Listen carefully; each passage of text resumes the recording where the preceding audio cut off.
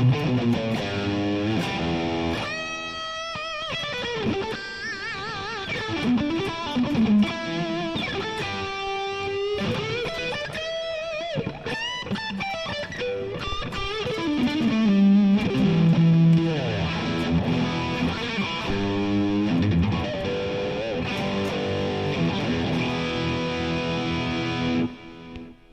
think we are live. Hold on. Every time I start, it just pops. Now would be a good time to insert ads.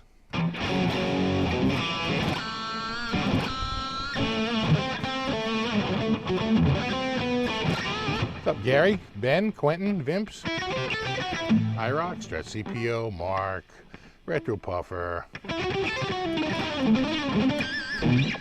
Livel, Dennis, VTech, Eddie, Dave, Yeti Motzi, Matt Dummett. We got Tim Thomas, we got Coots, we got Ripley, Zach, we got Bill, Rob, Michael, Trolls, we got Double R Guitar. What's up, speaker? We got Yakuma, still there, Yakuma, CJ, Tony, got Jay Schaff, Charles, Vince, Scott. What's up, Terry? What's up, Steve? And Terry, and Corey, and Darren, and James, Andrew. Happy New Year to you, Landon. I don't know Long Cool Woman in a Black Dress. I don't know that tune. I know the tune, but I don't know the tune, if you know what I'm saying. What's up, Browns fan from Cleveland, obviously. That would make sense.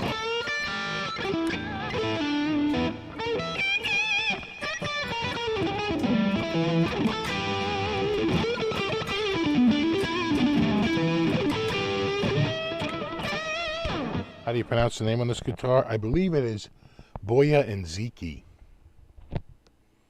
What do you think? Boya and Ziki? I think it's Boya. Boya and Ziki. I think Ryan was calling it Ziki, but I don't know. I'm feeling Ziki. Boya and Ziki. Like the little mountain there. It's like a mountain riding a wave.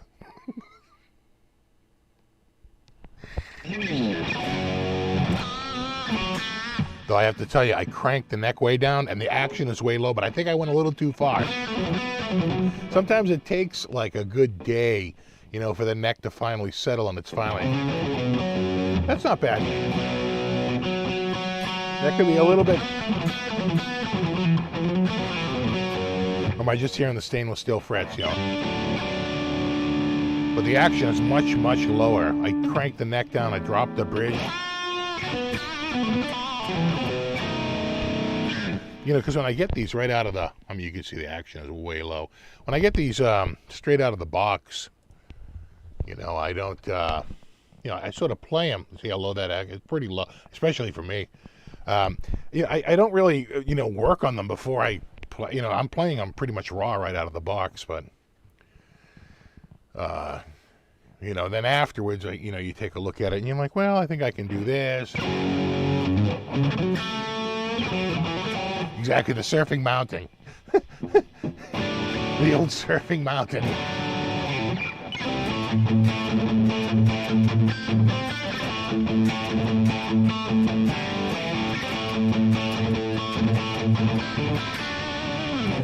Thick neck, you know what? I thought it was, but then I played my real SG, and it was about the same.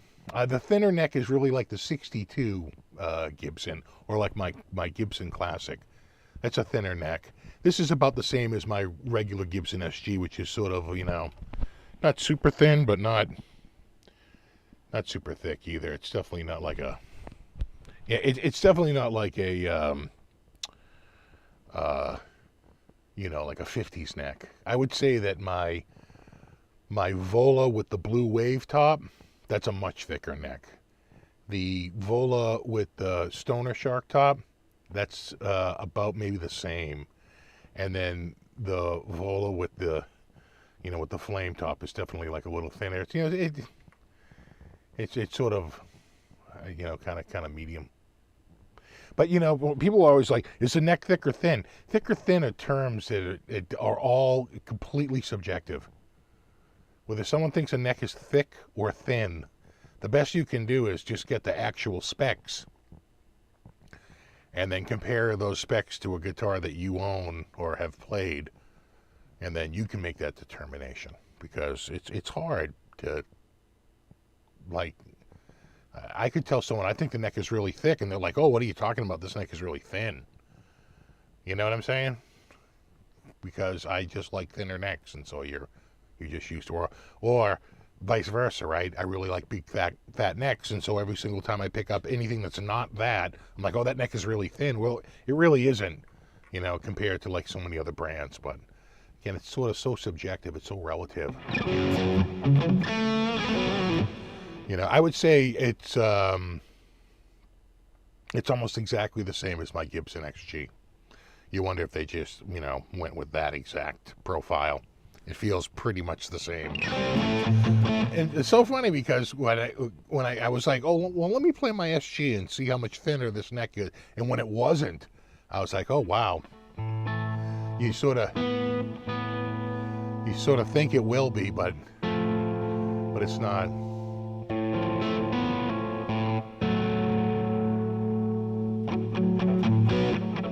That's you're objectively thick, Buzz.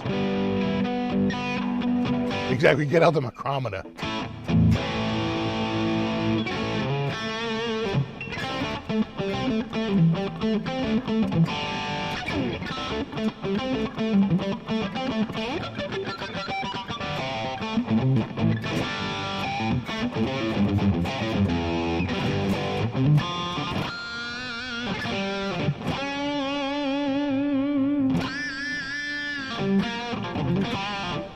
I tell you what makes this guitar is that the pickups aren't crap, the pickups are pretty good, and I think that's what saves it.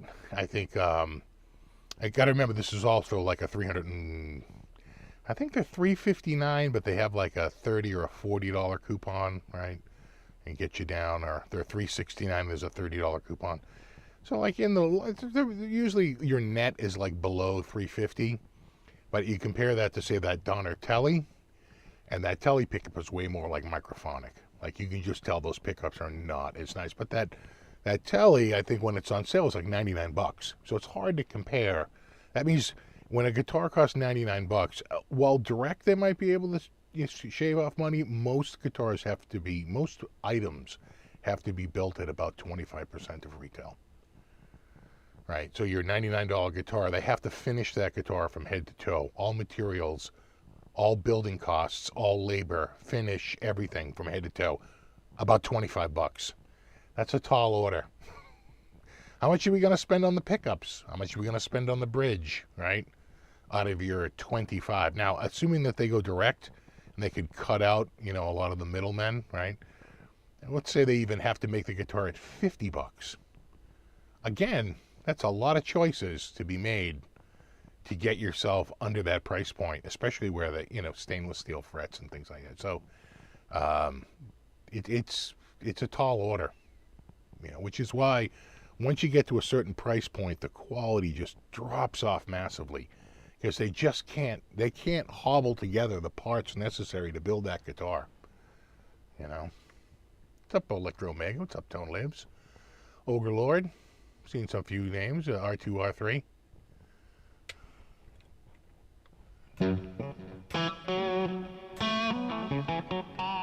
Frets are the opposite of sticky. These are stainless steel, so they're very smooth, I do think I might have lowered the bridge and tightened this up just a little too much. I mean, that's not bad.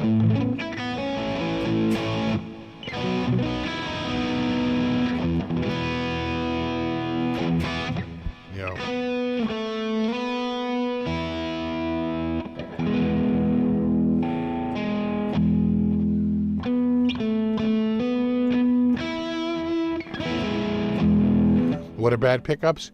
Bad pickups are usually microphonic, which means you can hold the guitar up and like talk into them. Let me turn this up. Can you hear me talking? No. Now see that?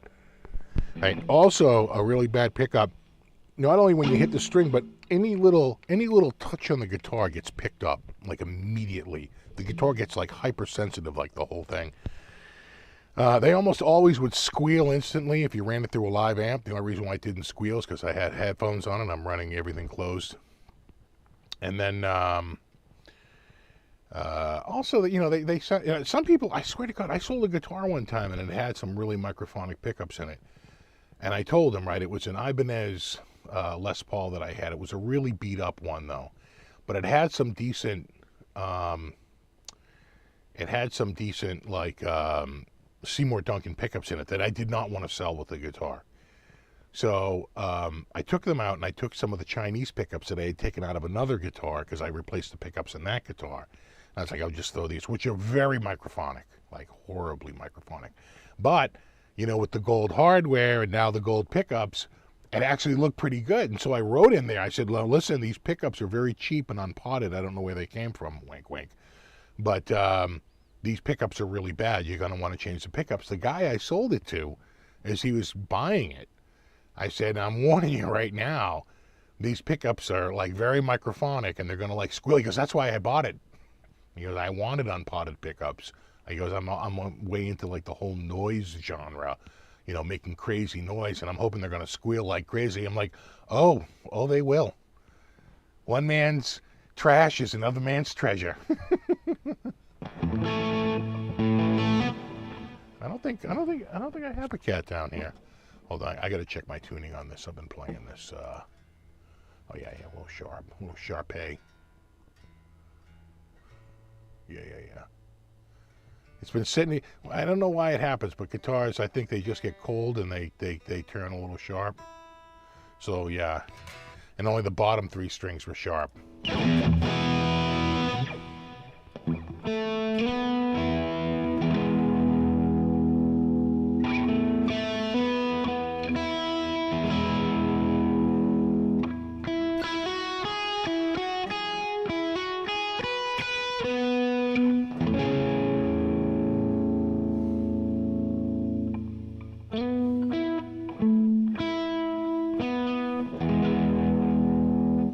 Simple lines weaving.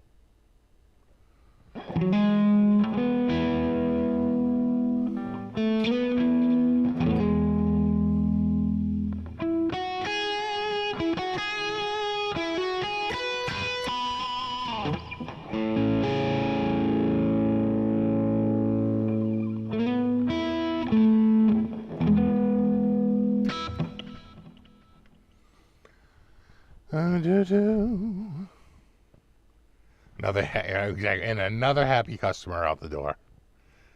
I warned them. Don't say you weren't warned. You definitely were. No,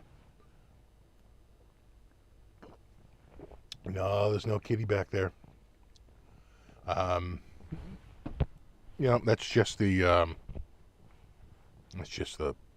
blanket.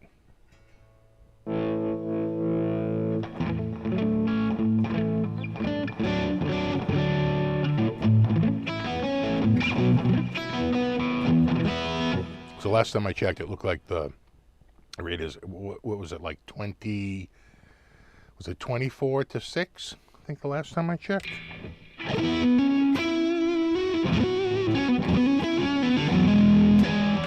Oh yeah, these are my new coffee mugs. I got these right after I got a coffee mug for Christmas, but unfortunately it was actually 2 ounces bigger.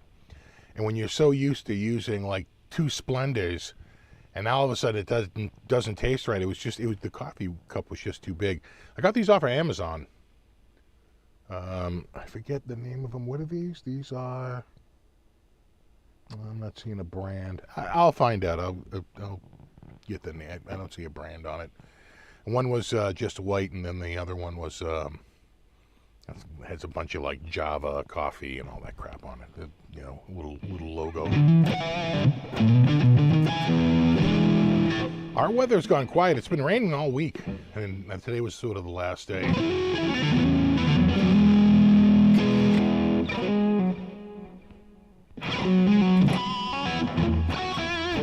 Yeah, this is a new, I don't think we can call it an SG. This is a new double cut. Right.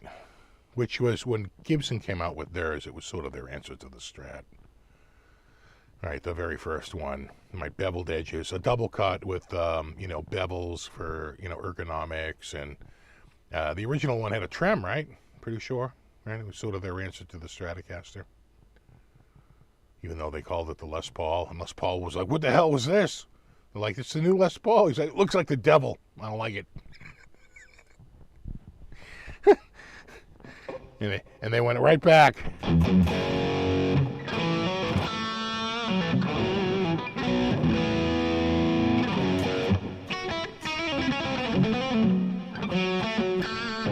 Well, the one thing you notice is that they definitely make this top bout a lot higher. Now, the real SG, it is a little higher. It's not, they're not even actually. The top is slightly higher, just like on the Strat. But these are exaggerated higher because they don't want to let her. What's up, Aljon?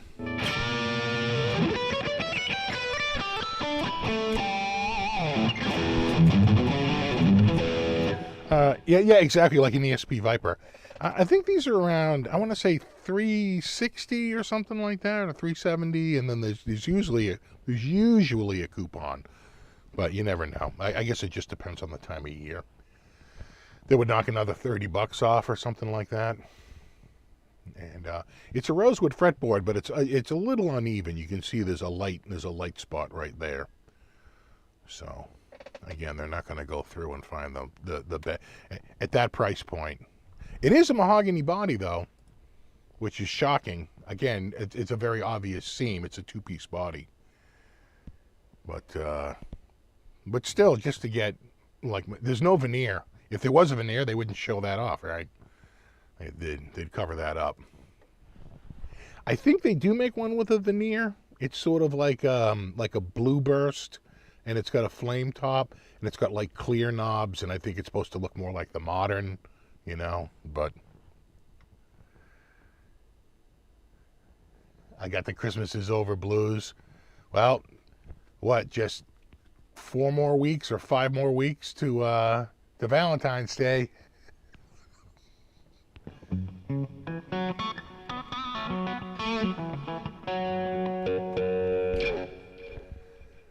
Pickard is huge.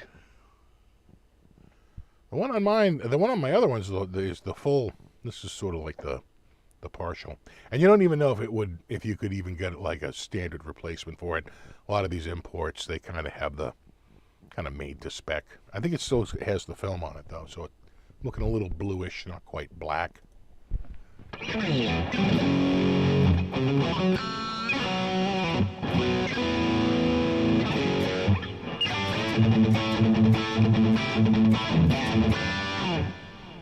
I bet you could darken the whole thing with a little bit of stain and Q-tips and some tape. You know, you might be onto something there. That could make for a video. But would you use stain? I think, don't they use like shoe polish or something? I feel like there's something that gets used to stain wood, right? Where it's like wax on, wax off, and it leaves a. Is it like ink? Is it like ink for fountain pen? There's some material that's like commonly used to darken fretboards. Yeah, little magic marker. Peel it. No way. They're telling me I need to make more shorts. I should peel it off at a short.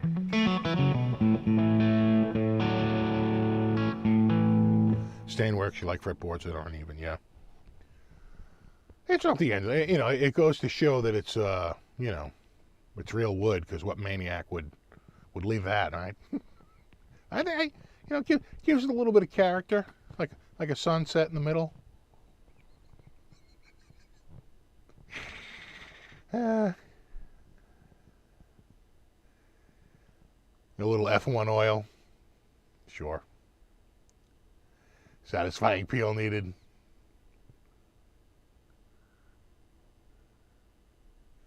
Iron TPS.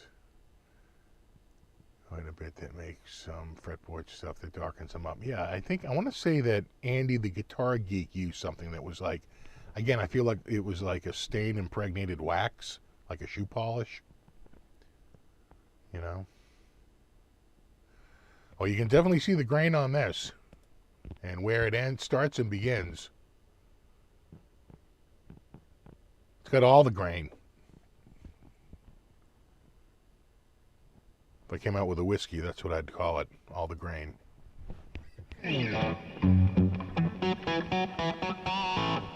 I don't think this has a back plate to peel.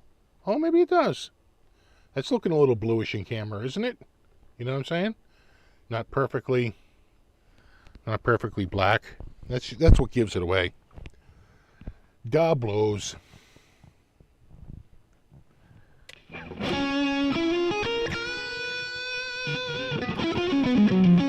You would drink that whiskey, yeah.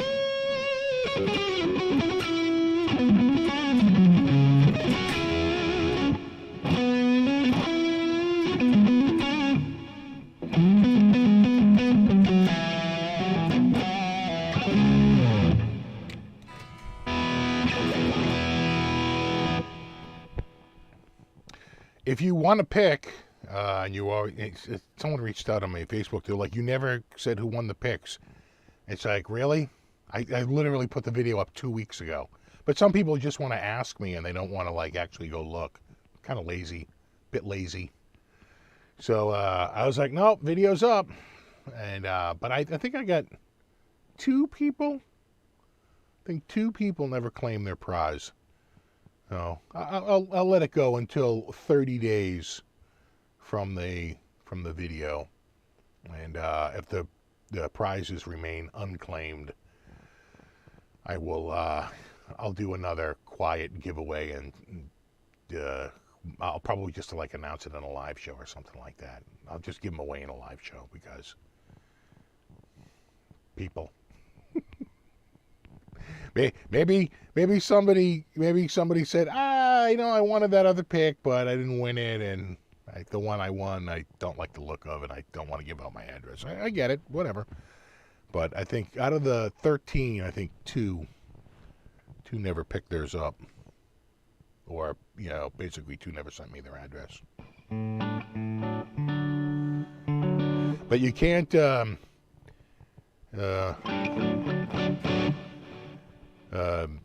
I don't think I'm going to let people enter again. I could just work off the list that was already there, I don't know. I'll figure it out.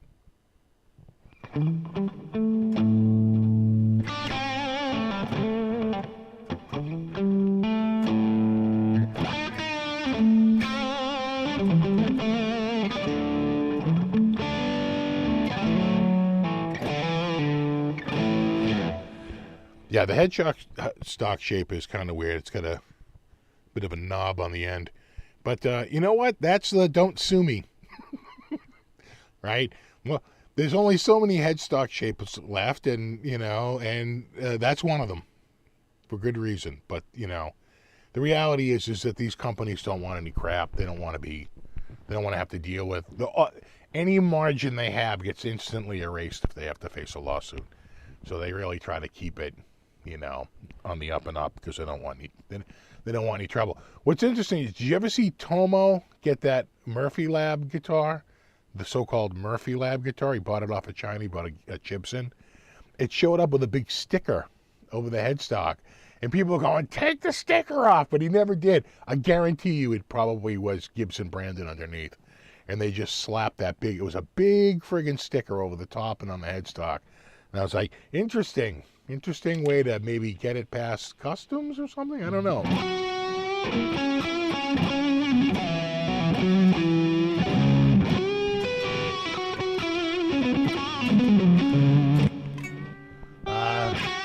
That's why I like massive volumes.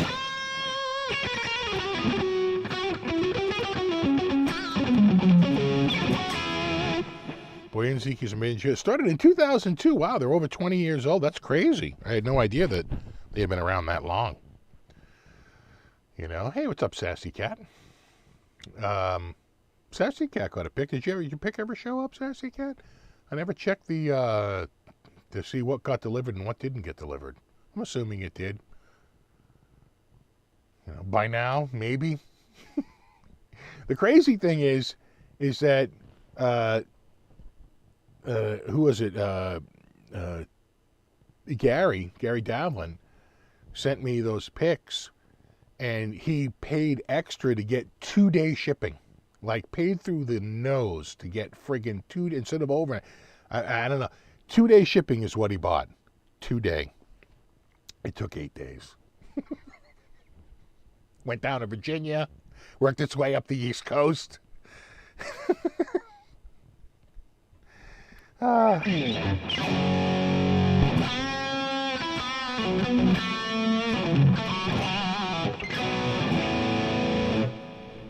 Bob, that's what I heard too. India ink. Yeah, like a pen ink. India ink for standing fretboards. But I think there's a little prep, right? Don't you have to mix it with a little bit of water or something? Or you have to let it go on, let it dry, and then you have to wipe it off like with water. There's like a certain way to like clean it up when you're done. There's a whole process to it. But I will say that like the before and after is pretty stunning. You know, it usually, and you don't want it to look blue, right? You really want it to look black, and that's a little tricky.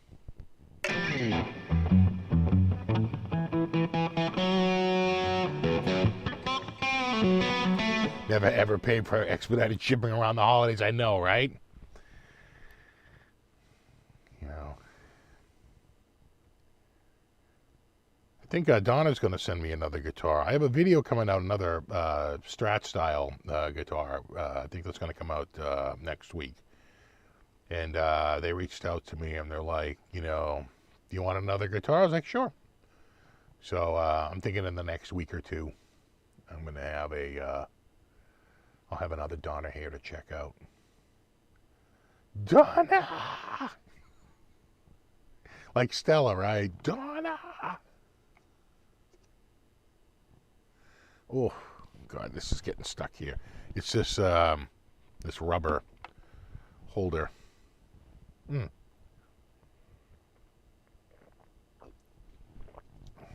wonder if Chinese players left to have guitars not made in the car. Well, that's the way it was in Japan, right? That was sort of like, you know, so Japan had an explosion in their economy in the 80s. Well, by the end of the 80s, they were snatching up, you know, what you would call Americana, right? There was a big run on, you know, things that are, you know, American. And guitars were at the top of that list. And so there was a huge run up on prices of, you know, what was $7,500 in 1982 was now $75,000 in like 1990, right? It was like crazy for like a mint condition 59 Les Paul. It just got run up the friggin', like way up, and it got to the point where people were like, "Where are you from? I don't want any more guitars leaving the States." But they started to get like straw men, you know, proxy buyers, to get around that. You're just selling it to me, McClintlock.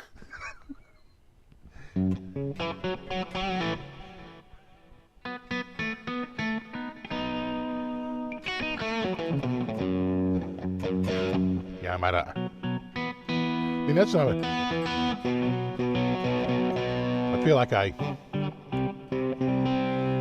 really cranked the truss rod down on this. I mean, I dropped the, you know, this is probably at the 12th fret, maybe 1 millimeter, 1.5 millimeter.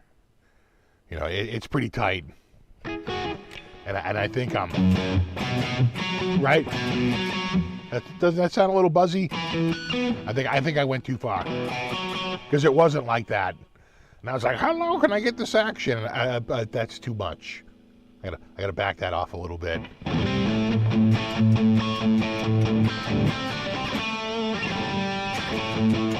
Only copyright on headstocks. Well, for Fender, yeah. But for Gibson, they actually copyrighted, not copyrighted, they trademarked. Copyrights, you can't copyright it, right? You can only trademark it. You could copyright it if it was one, but the second it goes into production, right? Unless it's like a copy of a sculpture, right? And then even copyrights run out eventually, right? Life of the designer, right? And then there's a whole thing versus like patent. You know, is it functional? You know, you could say like, you know, well, why do you have the cutaways? Well, it's aesthetic. Okay, so you could take the cutaways away. Well, we can't do that.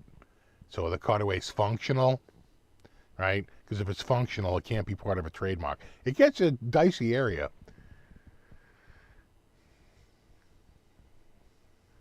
You know, but the great thing about the trademark is that as long as you keep it up and never let it lapse, it's pretty much forever, right? It's like insurance, never goes away. And basically what you're getting is a government-sanctioned monopoly.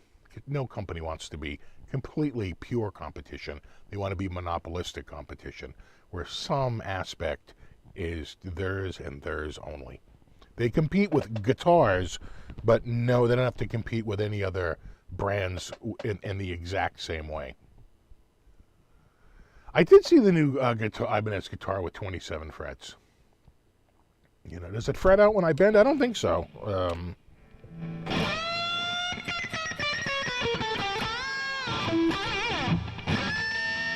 I gotta get my finger.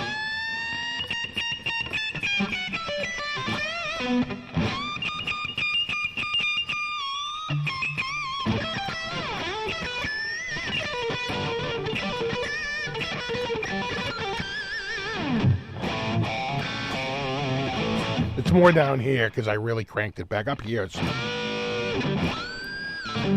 But even down there. But doesn't that sound a little squiffy? Right there. Again, I'm really hitting it hard. But that's the test.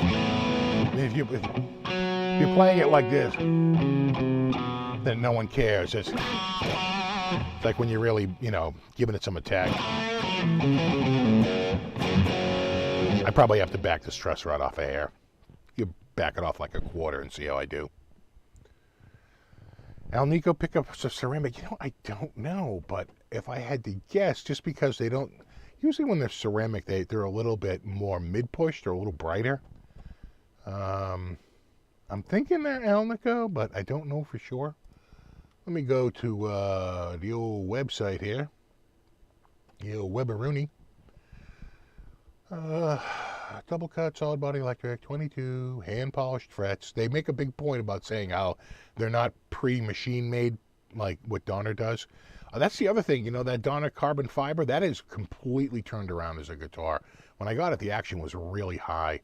And I took the shims out, and that cut it in like half. But it was the action was still kind of high. It had a really bowed neck. And I cranked that friggin'. That's why it got me, I'm cranking all my truss rods down. And crank that truss rod down, straighten that thing out. Oh my God, is that guitar awesome. It's really very loud and bright and full. And I got to say, that's, and I think they're doing like a $200 off coupon. I think you can buy those for like $299. That's a wonderful little guitar to just sit in front of the TV. The sound is so good. And because the hole is up higher, yeah, again, the only thing that sucks about it is it doesn't have a pickup in it. It's annoying, but it's a practice guitar. It's that the hole, instead of being in the center, is like sort of up here. It blasts like all the sound like right in your face, you know. You want the sound in your faces? So let's see. Yeah, custom Alnico 2s. Alnico 2s. Oh, that's right, and it's got a. Oh yeah, hear that?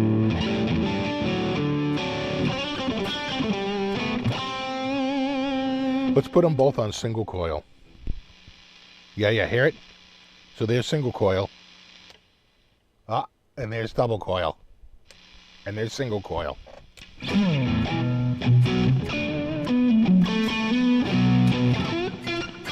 I'm on single coil.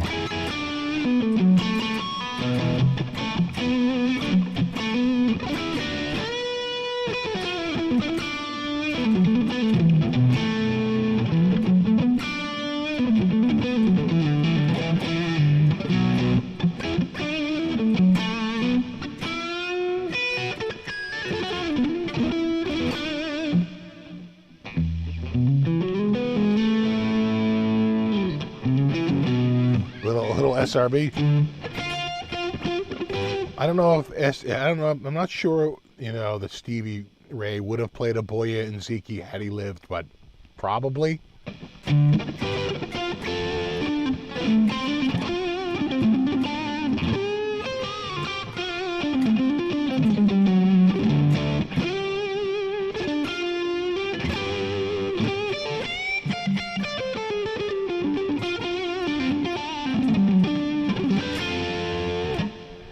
It's funny because there's always a debate on the Strat forums about the Silver Sky, right?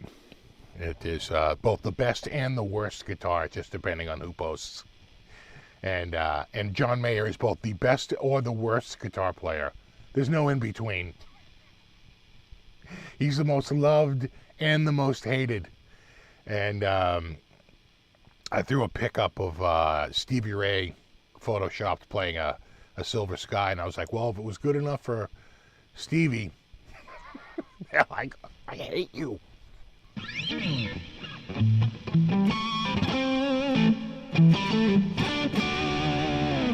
have the computer with tinfoil. You know what? I think if I just move it out from directly in front of me, like over to this, like just slightly over this way, it's just that everything plugs in right here, and it's a little bit more of a hassle. It's so much easier if it's right here than over here. Right, more in the corner where this is like more out. So I don't know. I'll figure it out.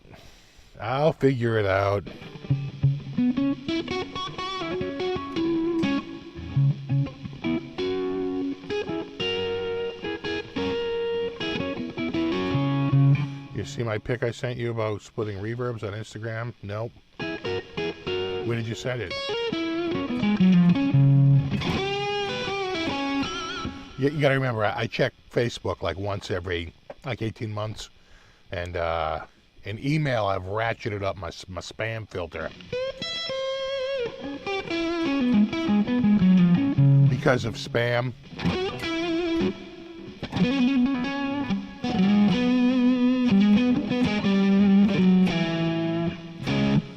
You sent it on a DM, well then it definitely won't reach me because unless I allow you through, then everyone's blocked. It probably showed up as a request, and I probably have like 40 requests. I like to insulate myself from the world, funnel everyone through a single. In fact, I think for I probably have to set up pretty much like a mailing group, a mailing list, because I noticed that when Robert Baker did his Les Paul giveaway, he just funnels everyone to a mailing, right? A mailing list. So the person enters their email, the email shows up in the mailing list. They have ways to prevent bots and all this stuff, and it's a much easier way to sort of manage that. And then you just pick someone off the email list and go from there, right? It's a lot easier. They literally have an email site that's just for like giving crap away. So. You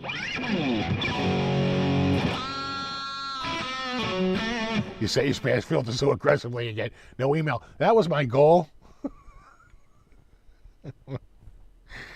that was my goal.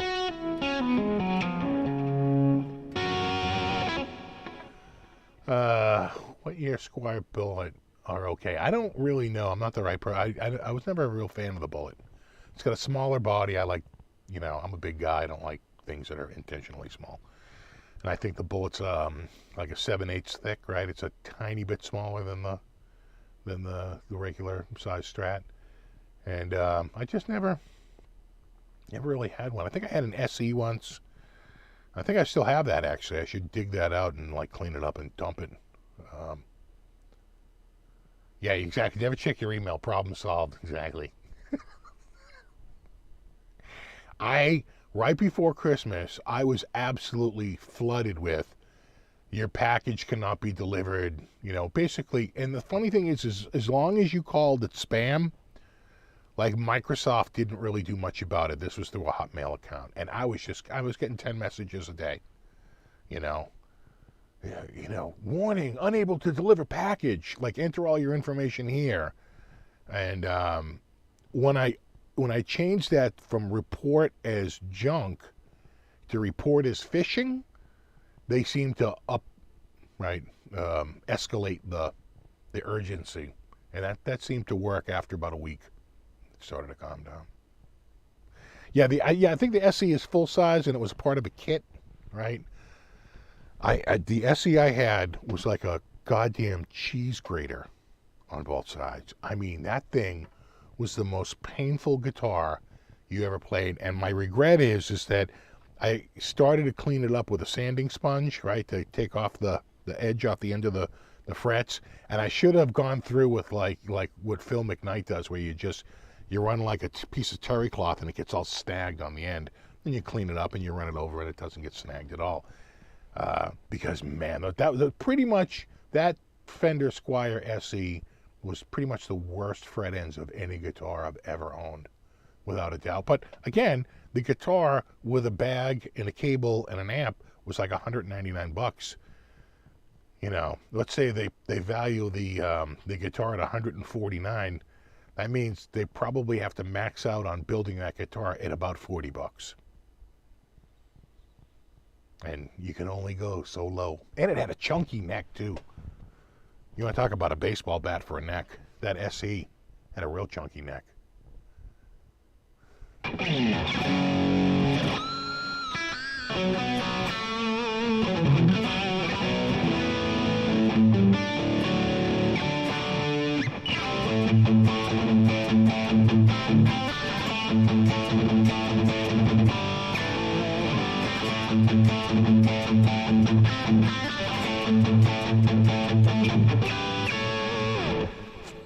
Yeah. So the SE I had is definitely full size, but the I think the Bullet is like a slightly smaller. I'm pretty sure it is.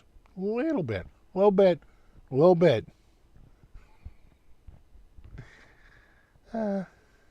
Classic vibes are great. That's a really good low cost Strat. Some would say the best low cost Strat. You know, classic vibe, without a doubt.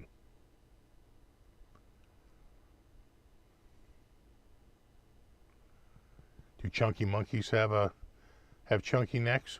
One can only assume based on the chunky monkey.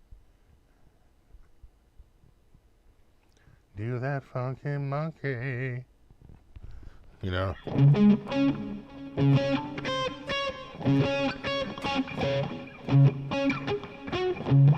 Yeah. You break out the E-wave.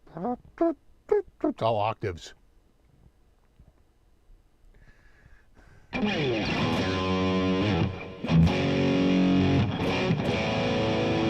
No longer have any Strats yet.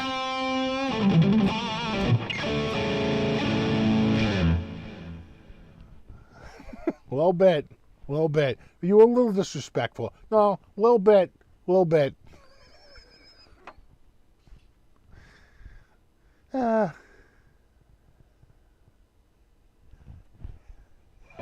That's the shine box dude, right? I don't think he makes it out of the bar that night.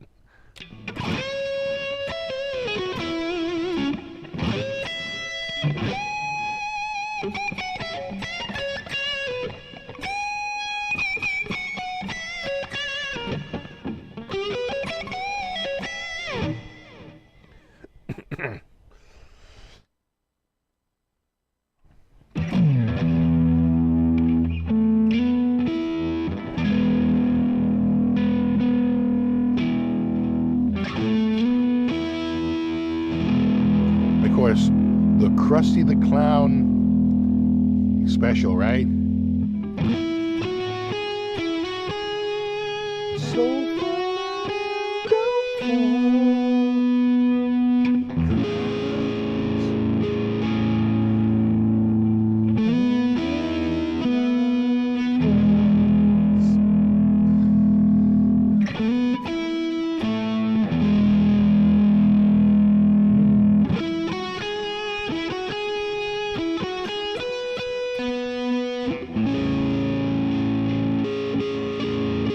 get that seventh in there.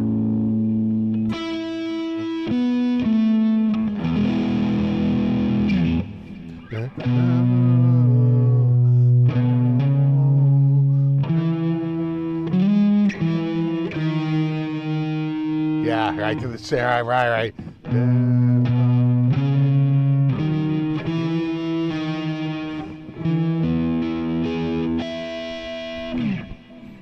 Right, Mel, Sideshow Mel comes out. They're already here. Which, and again, you can't like underscore this enough. That's the same guy doing both voices, right? The voice of Krusty and the voice of Sideshow Mel. It's the same guy, Danny Castellaneta. And just to hear the difference, just look up Krusty, I guess, Send in the Clowns. And it's probably just that little clip you'll find on YouTube. Yeah. Sounding good to know? Good. So let's talk about the main topic. We're about 3/4 of the way in. We might as well. I usually do it about 30 minutes in, but we're running a little late. Let's talk about places you can go for free crap, which is, doesn't everyone like free stuff? Sure. And how much is your free stuff? It's free, okay? And what are you charging for this free stuff? Nothing, okay? And how do I pay for this free stuff? You don't. It's free. I see. I think there's a whole bit on that. So the one that first comes to mind, without a doubt, has got to be Ultimate Guitar, right? That's when I think of free tabs, free anything, I think of Ultimate Guitar. They don't have everything, and a lot of the tabs are hot garbage, but I do like the way that they sort of crowdsource it. And I like the way that you can go to, well, here's one I recently looked up. You can go to like this is Earache My Eye, right? So that's, what is it?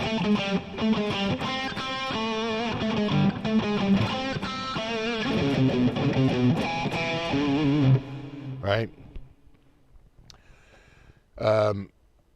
You can go down here and,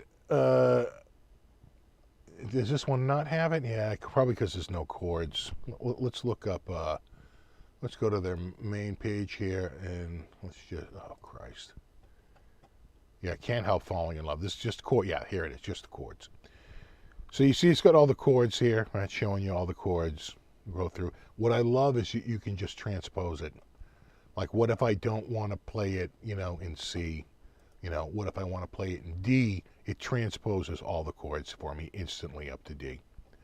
I friggin' use that all the time.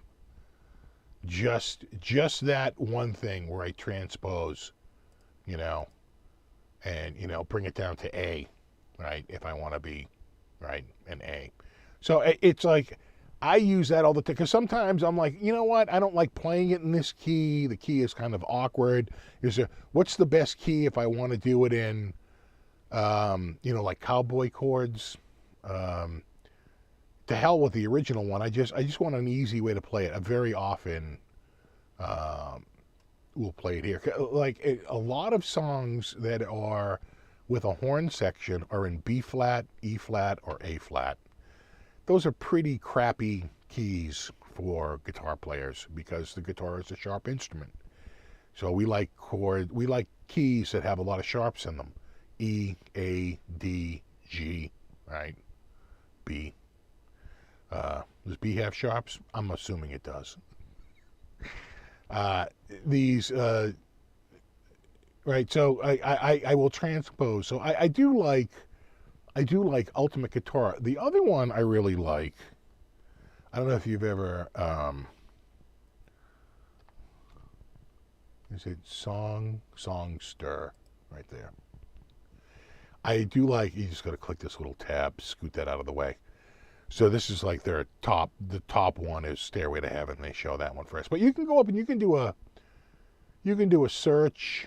See the magnifying glass search over 800,000 tabs. And these are just the top ones. I could click Crazy Train and, you get Crazy Train. And it's not bad. They'll actually, I don't know if I can I play this and it'll play? Yeah.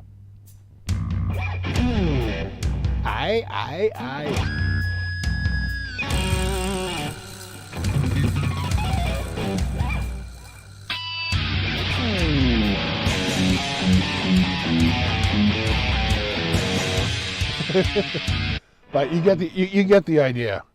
It's not, again, it's a MIDI guitar. It's not going to sound that great, but it's really good. And oh Christ, I don't know if they'll let you slow it down. No, see, they lock that feature up. They lock the feature up. But you know what? I like this. I've been using Songster like a bunch because sometimes they have the best, most accurate tabs. Way better than Ultimate Guitar, quite frankly. And you can actually play it and hear it before you try to attempt it. So again, it's all the things like speed change and looping and things like that, pulling out sections, right? I think that's a isolator, or just solo current tracks, things like that. Those are all premium features, but I don't care. I still get it. Printing is a premium feature. It's like whatever. But you can still put like a metronome on. That's not a premium feature. A count-in mode, you can do that. You can show the different tracks. That's the distorted guitar. You can say, well, maybe I just want this one, which is just the solo, right? There you isolate just the solo. So you can bring it here and just start it from there.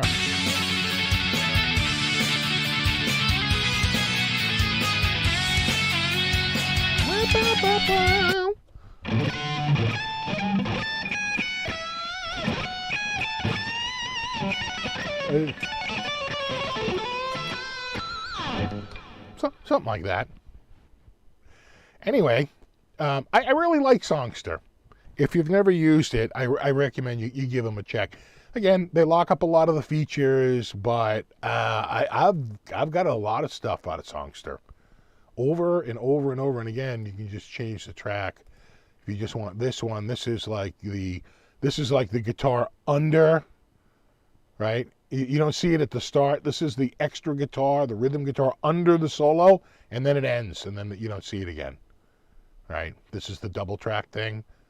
Or you could just say, I just want the bass, and it will show you the bass. It's actually pretty good. Do they do the vocal line? English horn. They do. So if you wanted to learn the whole thing, including the vocal line, you could learn the vocal line. When I start to see open strings like this, I tend to change it. And in fact, it used to be you could transpose it a little bit. Can you do that? Turn on the tab editor. No, there used to be a way that you could say, you know what, I don't want it in this position. I want it in another position. But I think that might have been an older version of Songster. Or I'm confusing it with like Guitar, the software, Anyway, Songster. So to recap, Songster and Ultimate Guitar were the two that I was thinking of. Hold on, I actually wrote up a couple of notes here. I just got to call me notes up. Where's me notes? They're right here. All right, that's for tabs. All right, that's for tabs. For backing tracks, I found there used to be the wonderful one was guitar backing track, but they're gone. They're out of business. Not Guitar Fetish, although a lot of you have probably been to that site, like low-cost guitar stuff. No, it's called Guitar Backing Track.org. That's the Don't Sue Us. We're just an org. Yeah. Free guitar backing tracks. I haven't been able to go through the site that much, but it seems like they're kind of legit. Like I could go to Aerosmith, right? And I don't know that you can download it back in the saddle. It doesn't support that there, but I can do it here, I think, right? And play it? No? Yeah, there it goes. Right? Heavily out of one air, because they're probably using a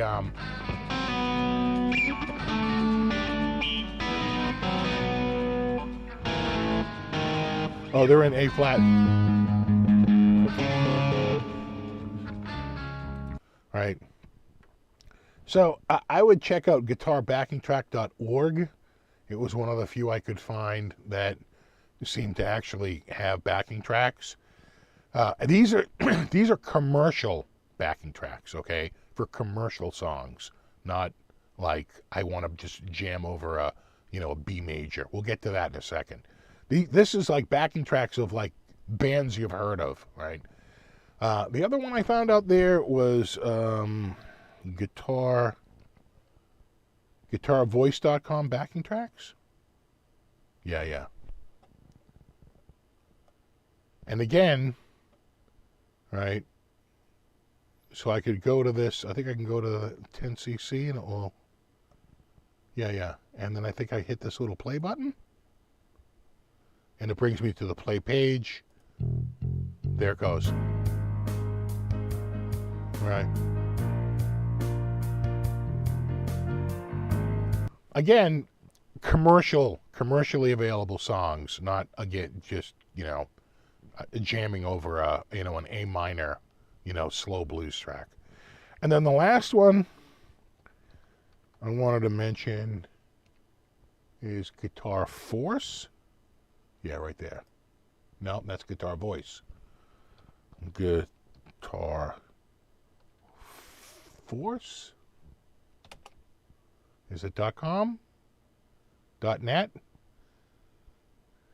Yeah, right there. And again, some of these are commercial, some of them are generic, but it seems like, if you went to some of these back, I haven't gone through this site. This was just one of the ones that had come up. It looked like there was a few, people are posting, Texas flood. See, I didn't know this. Yeah, no. This one isn't free. Licks and Tricks. So, is this just going to send me to YouTube?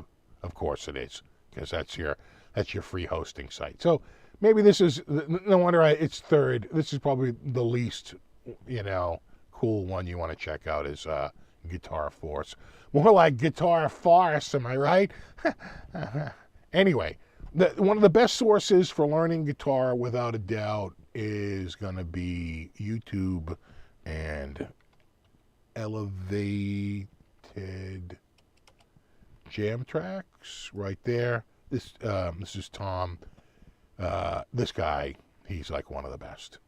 He really is. How he comes up with so many great. You can see I was listening to this one recently.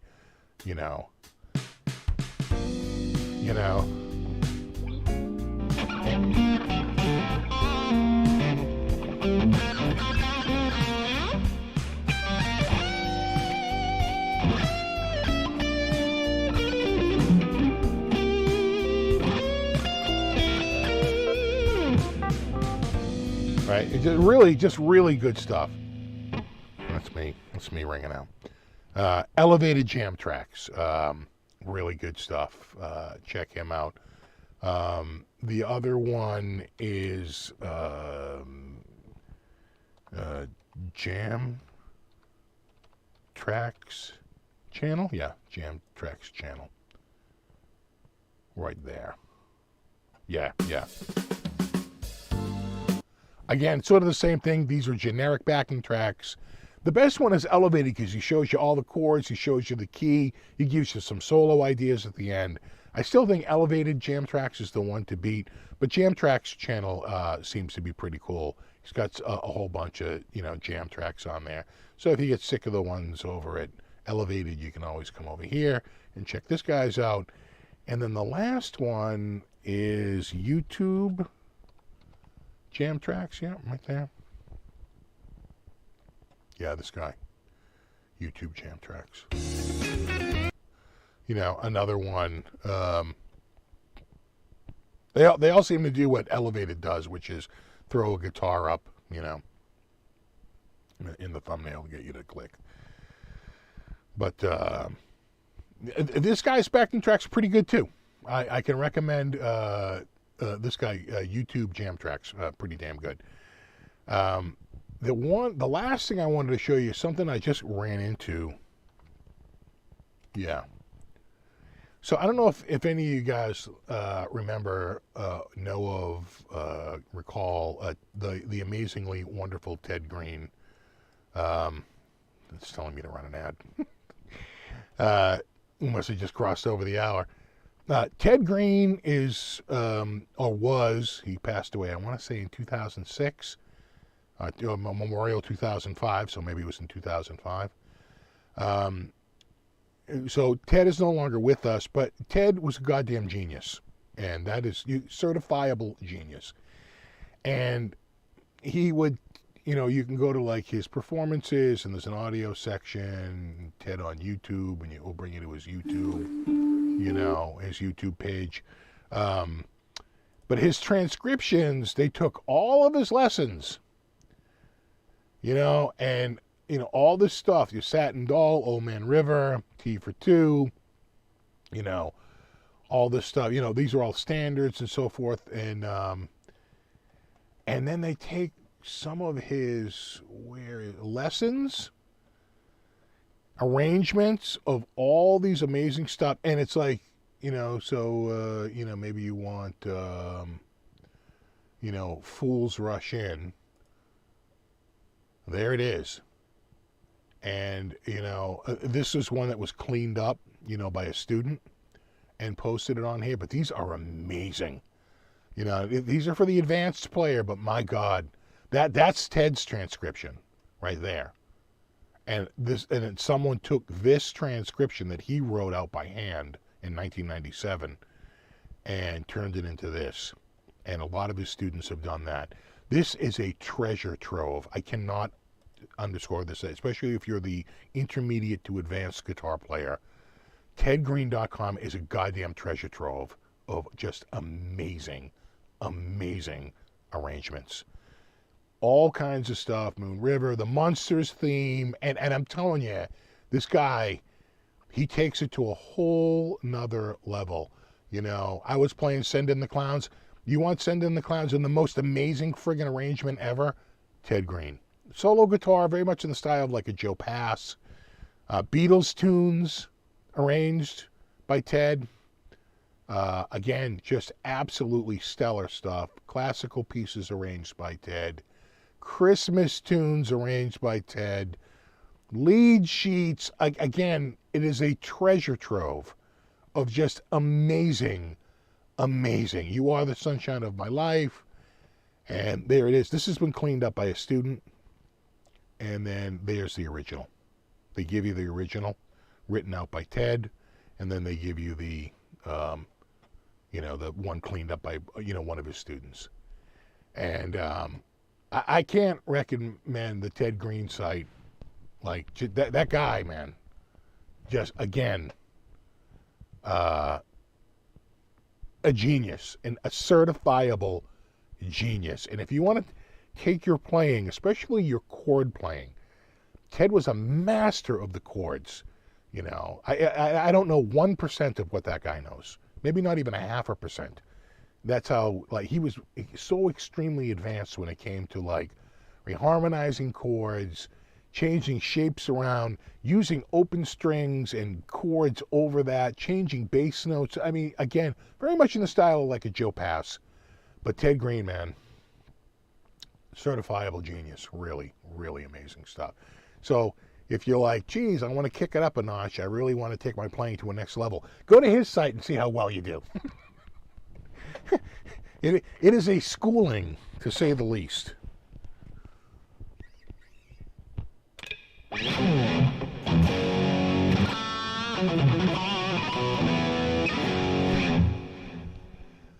He learned from George Van Epps. Yeah, it's like, I think Charlie Banakis learned from Lenny Tristano, which kind of shows. Now, I'm trying to think if I had anything else other than that. No, that was it. Ted Green, that was the last one on my list here.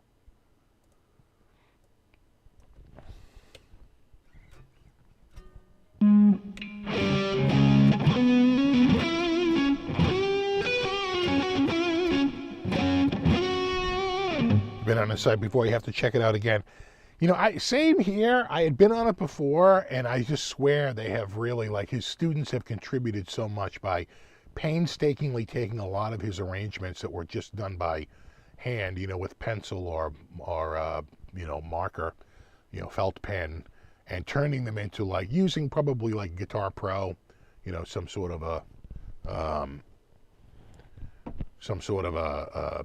scoring software, and turning them into something more easily with vector graphics that look, you don't have to bitmap it, and it scales up and scales down. It looks great. So I would recommend his site if you're looking for a challenge. There are a few clinics with Ted teaching. Yeah. Oh, he's got a channel. He's got a channel on YouTube, and unfortunately, it was done in a time long before cell phones. So sometimes when you see it, unless they have the camera on a tripod, it is just like,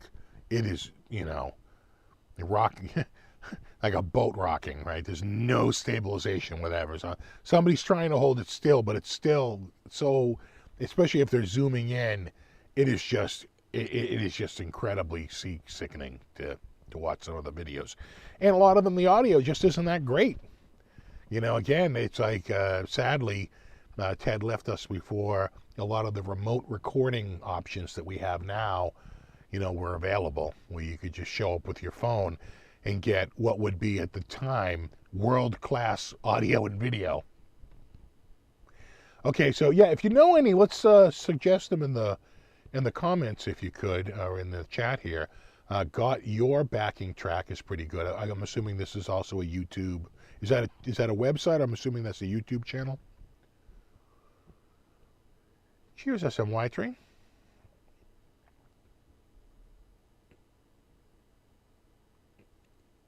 I saw he gave me one of the guys in school a Ted Green album. Then a week he had transcribed the whole thing with the guy during that time coming to class with black circles under his eyes. Oh, I bet. It had to be incredibly difficult.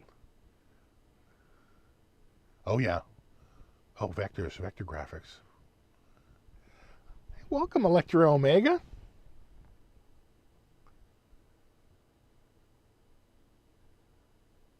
Yeah, shot with a 25-pound camera on the shoulder with a bad shotgun mic. That sounds about right. Yeah. Okay, N&M Creation, a YouTube channel. Okay. Again, more backing tracks. Who do you think is the best? I think Marty Schwartz is the other one. Shut Up and Play Your Guitar. Like, who are the best lesson channels? Of course, not Roscoe. What's his name? Sanderco. God, I can't think of it. Yeah, Ben Eller. There's another one. Yeah, PDX Guitar Freak. I agree. Really good. Justin Guitar. That's who I'm thinking. Justin Sanderco. That's the one I was thinking of. Justin Guitar. Couldn't think of it. Ben Eller. Sure. Okay, Usher Tracks for backing tracks, YouTube channel. Okay.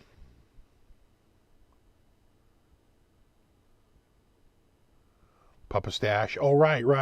Papa. Right. That dude. He's been around forever, since the start of. Same with Justin. I feel like they've been around since the start of YouTube. Lee John Blackmore. Okay. Of course, Robert Baker. Absolutely. Leon Todd. There's another. What an amazing player Leon is, too. Right. Just really, really good. Okay, Music Lessons 365. Marty 5150 for the Van Halen stuff. Ben's a real good one for the Van Halen, too. Gets it right. Dave's Guitar Channel. Yeah, but they're not. Are they lessons in playing, or are they lessons in fixing? Now You Shred is a good backing track channel. Okay, good to know. True Fire.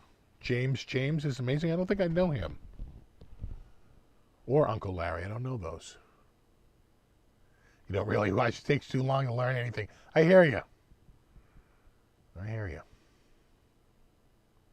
Hans G. Rick Beato, of course. Absolutely. Doug Steele. Love Doug's work. especially with the Van Halen stuff. He's good. Scott Grove. Is Scott Grove even still around? I feel like he stopped. I feel like he sort of dropped off YouTube maybe a couple of years ago, but maybe I'm wrong. But he was bigger like in 2013, 2012, 2013. Mike G, okay, you're right. Art of Guitar, there you go. Right. These are names I know. Greg Koch, of course. Corey Coniglio. I don't know. Congilio? Congilio? Probably like Canilio, and the G is silent. What's up, RJ?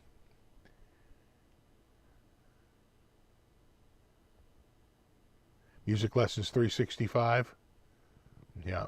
Steve Stein, wonderful teacher. Of course, Uncle Larry, Tom Bukovac, right?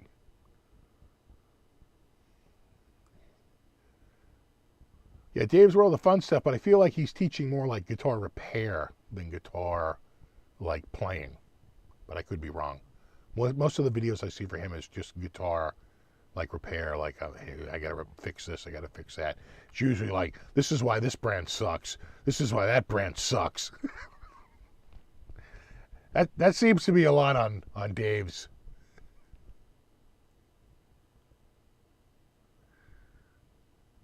Tom Conlon for surf guitar. Okay, interesting.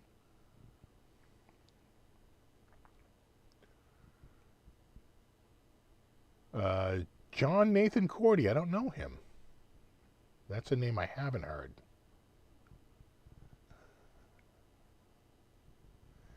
All right, so I missed the topic. The topic is places you go to learn guitar stuff on YouTube, or really anywhere, but we've kind of drifted towards YouTube right now.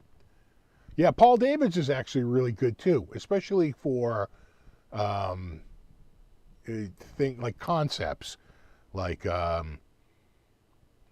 doing open string drones against chords, or doing, adding tensions to chords to spice things up,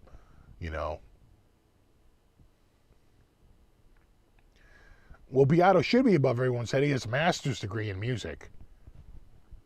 Christ, if he didn't know what he knows after all that education, be kind of an indictment on New England Conservatory, which is where the guys from Lake Street Dive met, at the New England Conservatory. Paul Gilbert, I'm glad you mentioned that. It's not top of mind, but he really has turned into an ambassador, not only for the guitar, but for learning. Yeah, Andy Wood will do stuff. Steve Stein we mentioned, but he's real good. Jens Larson for jazz. Okay, I don't know. The name sounds familiar, but I don't think I've ever visited his channel.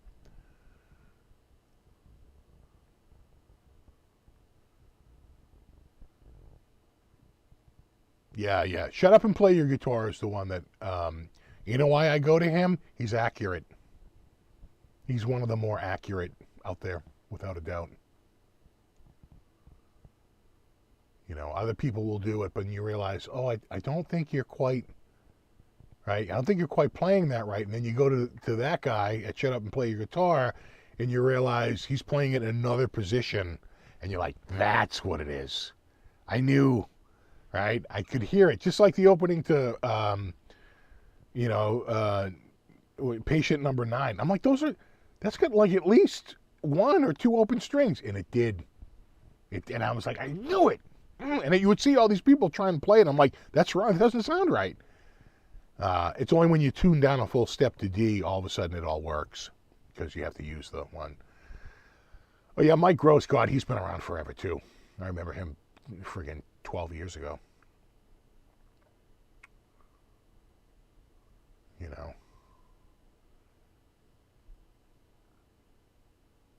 Okay. It's always Andy from California. Shut Up and Play, yeah. I don't know a lot of the people's names. Tom Quayle. I'll throw out another name. Yeah, not just Tom Quayle, because of course he's done a bunch of stuff. Martin Miller. Martin Miller has like helped me out a couple of times. He's like, yeah, you're overthinking it. Just do this. Oh, right. Oh, yeah, right. You know, um, I would say Martin Miller is really good. And in fact, he does like a master class in like improvisation that is like, I want to say 7 hours long and probably worth every penny. I'll bet if you went through that whole thing and literally went through all the exercises and got through the other side of it, you would be, without a doubt, a better guitar player. Yeah, right, Troy Grady. He just seems obsessed with speed, though. Okay, Jimmy Bruno, that's a name I've heard. Tom Hess. I don't know. Rhett Scholl. Canada, not Cali. Okay. What happened to Tom Quayle? I think he's probably got private gigs. Esteban. Never sell Esteban short. How dare you?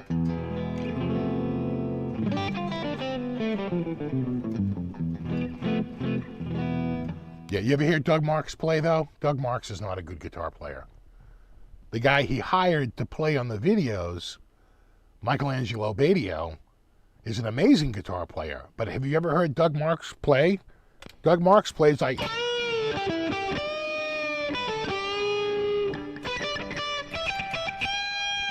It's like, oh my God. Whoa. Yeah, I know. Doug Marks had the haircut and the outfit. He was the Johnny Bravo of shred guitar.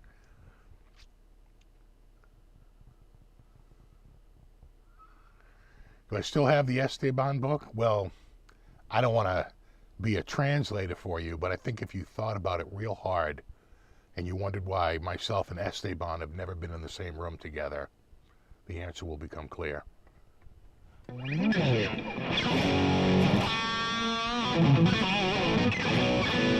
Yeah, Wolf Marshall is great, and the other one big at the time was Arlen Roth.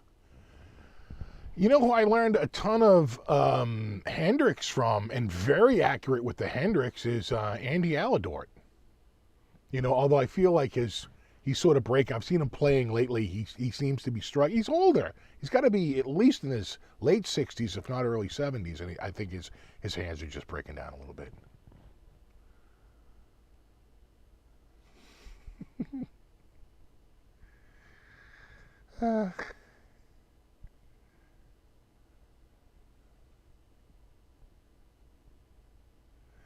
Yeah, Russ Shipton.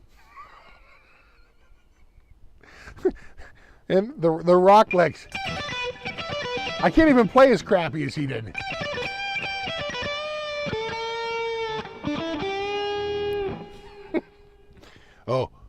It got microtonal.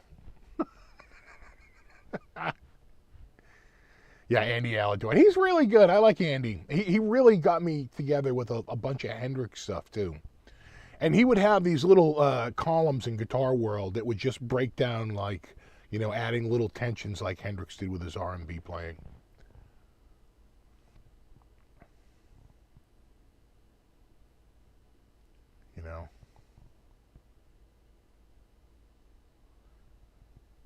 I don't know about Rusty Cooley. The worst, other than Russ Shipton, who is the worst, like, of the videos, the take-home videos? Remember that? Hot Licks?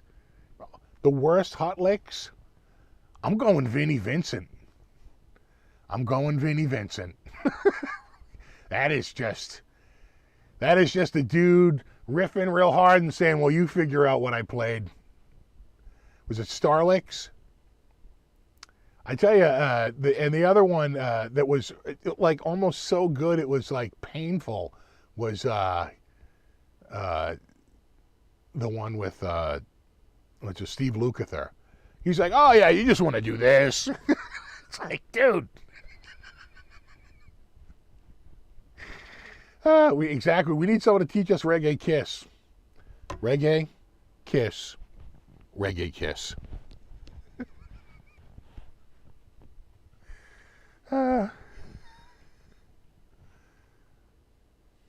Eric Johnson one was great. I heard, they did one with they did one with Iommi, and the guys who did the video said, Iommi is more of like an improviser, so he was like nervous as hell to do like a licks video, because other guys are more like teachers than stars, and all of a sudden they have this like guy who's like this big, star in the rock world, but he was, they said he was sort of out of his element, and he did it, and his video was great. But they said he could tell he was really like sweating it because he doesn't want to make a fool of himself,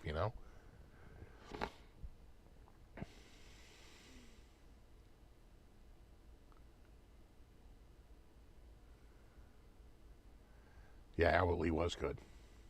Absolutely.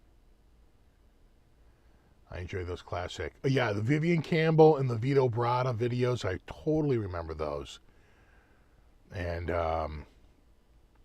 you remember Note for Note? Eruption, Note for Note? The cassettes? Hit B, bend up to C, hit, right? Hit, strike C, drop down to B.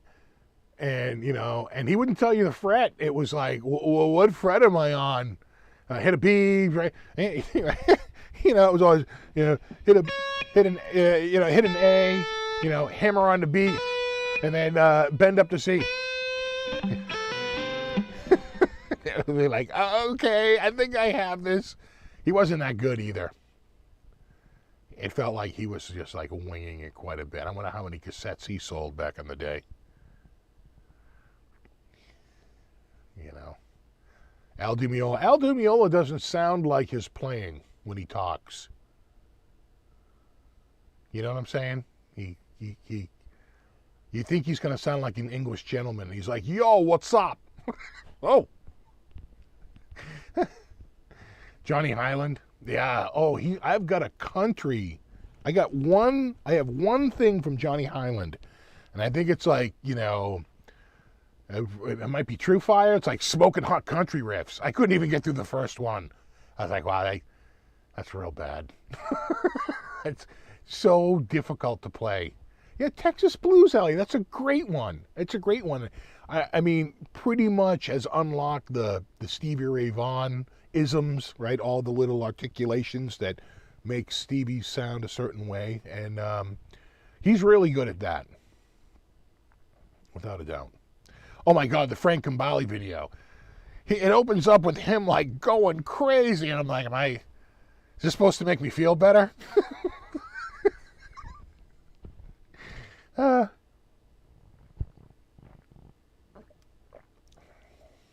I remember that. I never saw the Gary Hoey DVD, but I will say that, and I was listening to him right before Christmas. I love the Ho Ho Hoeys. I really loved his arrangements of all those, Christmas tunes. In fact, Ho Ho Hoey 2 is probably the most played of the Christmas albums, without a doubt. I also really liked A GRP Christmas. The opening tune is Daryl Sturmer doing Little Drummer Boy, and that is really good. Really, really good.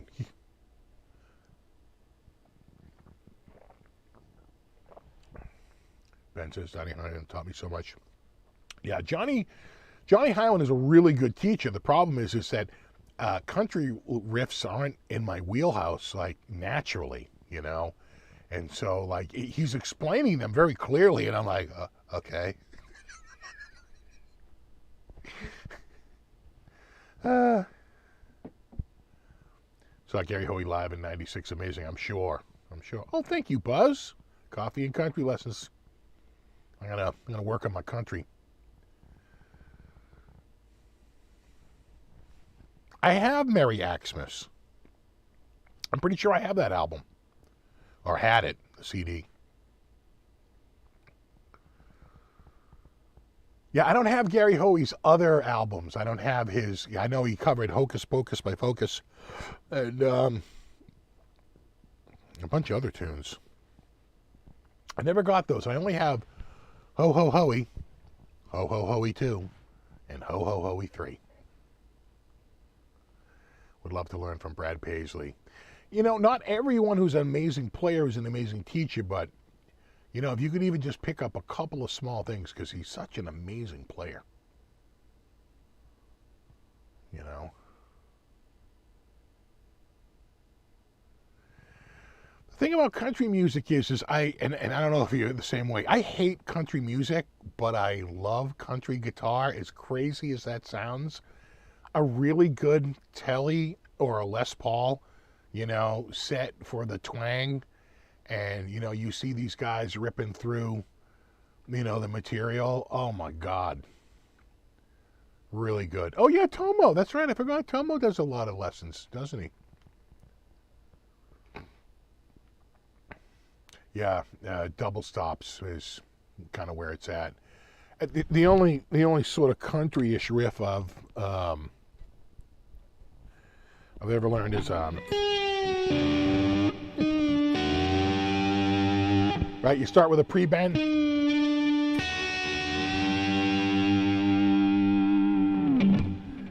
right? Little pre-bend on that action. So you take two strings and you have to kind of like stick them together, and you bend it. Oh, I got them too close together.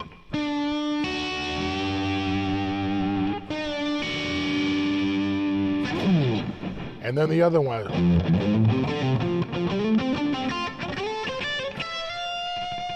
Helps if you hit the right note. Right, I started out. And then you just take a minor chord and bring it to major by bending. You can do it up here. Because at the end of the day, country guitar is making the guitar sound like not a guitar. The country guitar is to make the guitar sound either like a pedal steel or a banjo.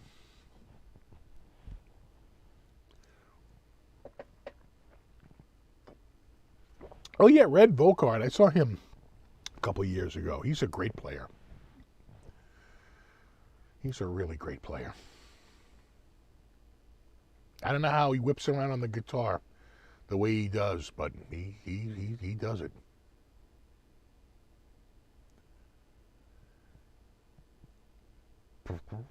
Yeah, you know what I'm talking about, Terry. You don't have to like the style, but you can appreciate the ability.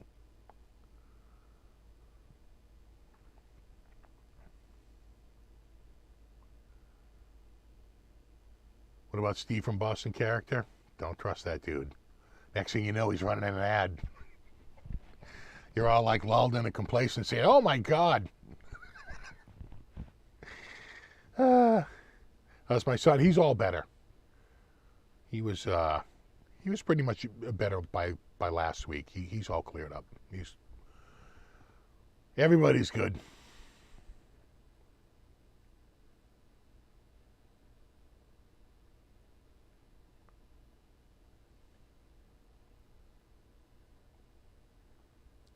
That's Paul Chet Atkins. That's your country max. I hear you. Oh, Tim Pierce. God, how did his name not come up before? It probably did, and I missed it in the chat. But yeah, God, Tim Pierce.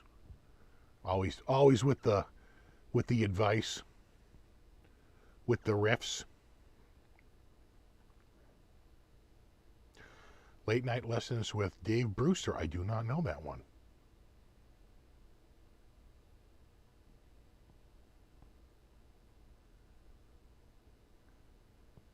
You know, the funny thing is I know Jerry Reed was on Hee Haw, and he played guitar on Hee Haw a lot, but I don't really remember him. It's funny because I look at the clips, I'm like, oh my God, there's Jerry Reed, but I don't remember him from when I was a kid. I remember Roy Clark. That's who I liked, Roy Clark. God. Probably the reason why I started playing guitar. We actually mentioned Marty Schwartz at the very beginning. We said, other than Marty Schwartz. You just got to get that one out of the way. Because, I mean, he was at one time like the biggest guy on, and he was in with something and he couldn't, I forget, he was like, he got in with, the guitar jams or whatever, and Couldn't get out from under that, and then he did all those. He had to like start from scratch. He had 1 million subscribers and had to start all over again. Yeah, Roy Clark. God.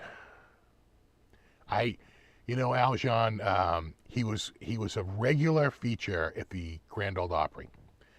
And I remember saying to myself, probably about 15 years ago, you should just go to Nashville and just go down and catch one of his shows, at the Grand Ole Opry. Right? I mean, by then he was already in probably his 70s, if not 80s, right? And so you knew he's getting older, and I was just like, you really should go see Roy Clark. And I never made it, and I just so bummed I never saw Roy Clark live. Saw Roy live, epic show, I bet. I think we mentioned Brett Papa Stash. Again, right around the time we were mentioning Marty Schwartz, right, and Justin Sanderco. These are your 3 pillars.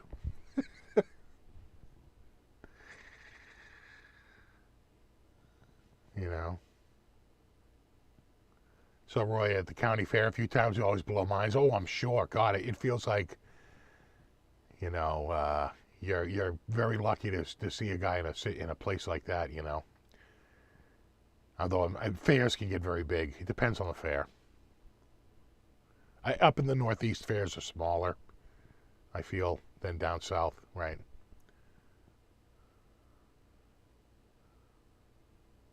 Oh, yeah, Dave Walleman. That's a great one. And we had mentioned Baker earlier, but yeah, Walleman. Walleman, he's got a lot of stuff on there. And Walleman talks, I think, a little bit more like, like in big concept ideas. Or he'll focus on just one little thing, just change this one little note, and see how that works, right?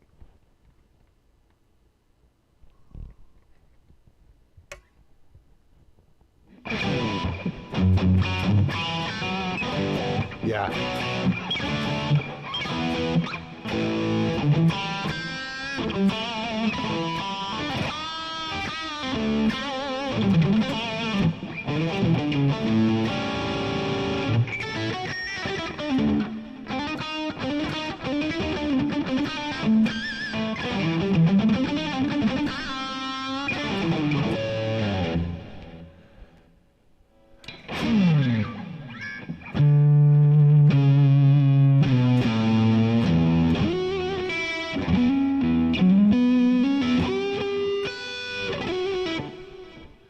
Video's a little too clickbaity, takes too long. You know what? Some people like that. Again, that's why there's so many different teachers on there, because you got to find the one that you connect with. After seeing Roy Clark, you want to just go home and burn all the guitars. That sounds about right. That's like I remember I made a post on Facebook saying you have one of those days where you just feel like the worst guitar player ever. I shouldn't have watched that Andy Timmons video.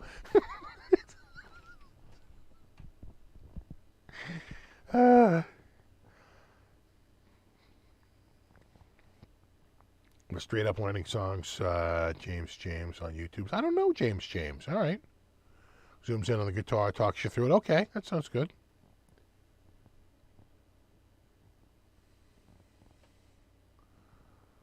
A lot of YouTube guys want to sell you something. Should I run the ad right now?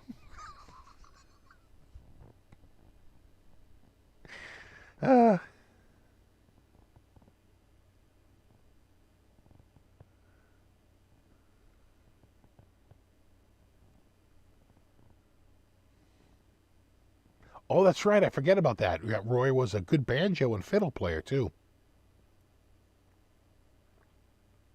You remember when Roy Clark was on The Odd Couple?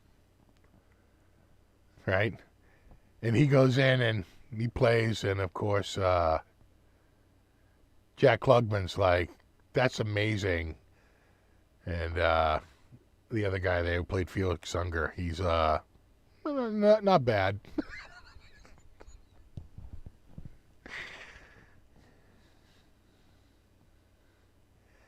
Planning on having your brother on this year. Well, my bro's down in. He moved to. He was in South Carolina, but he recently moved to Florida. So I don't know. You know, he might come up in the spring. We'll see. He's not my brother, but he's my brother. Yeah, you know how that goes. You're waiting for the SFB Riff Masterclass. Other courses, 12 notes.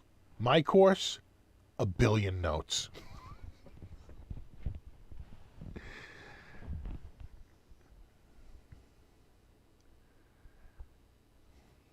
You know, I should be like, what's the, not the super system, I have to be the super awesome mega system. Yeah, I'm sure you've seen those super systems, but my mega system. Yeah,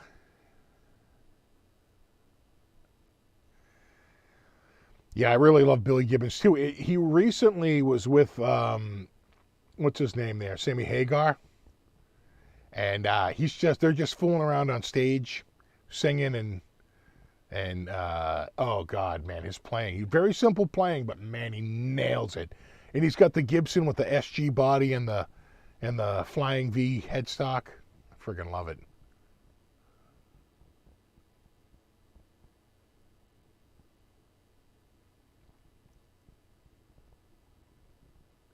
The hot shot system. Exactly. The mega super duper giga. The simple easy mega system. You come up. Everyone bought Tyler Ross's guitar system a few years ago, but I think he turned it once. I think eventually he had to turn it into a subscription model. That way you have a regular. If it's a one and done, you can continue to release courses, but you know when you're on to the Beatles Complete 3, like but it's the complete. How can there be 2 volumes of something that's complete?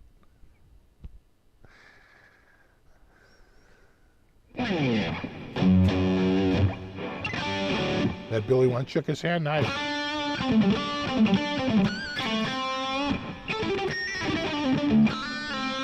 The Wicked Pisser guitar. Exactly, it's the deluxe super turbo Wanna Fight About 2 system. Yeah,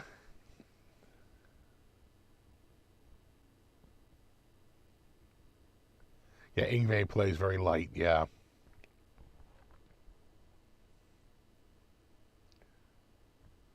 You need to have ads to sell your system. We need to collect them before the government takes them down. Government. Always with the takedowns.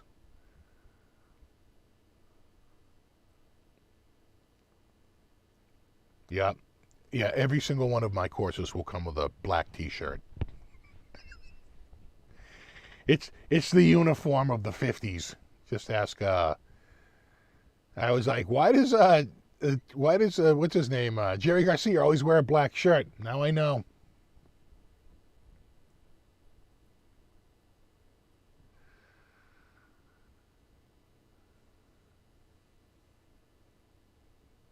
Exactly, and it will come with a full pot of coffee. Coffee not included. Right, at the very end. Coffee will not be included.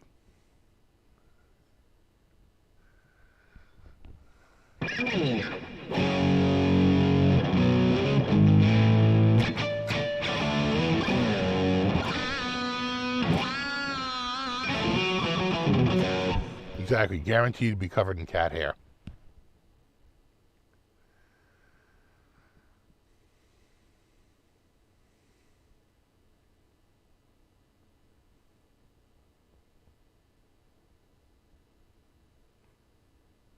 Yeah, black is thinning.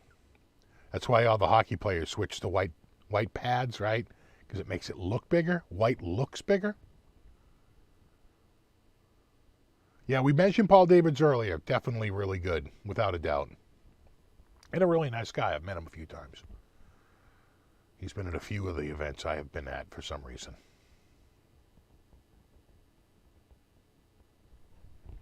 Yeah.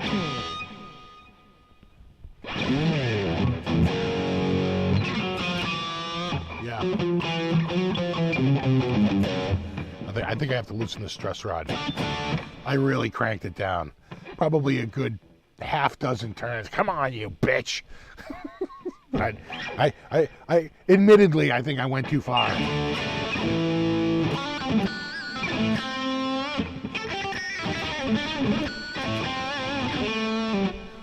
Davidas is the king of the looper. Did you see Davidas with, he posted on social media with Fabio? It's like Fabio and Fabio Light. Fabio Jr. God, I love Davidas. He's such a good guy. Like, really, literally one of the nicest guys on YouTube, without a doubt.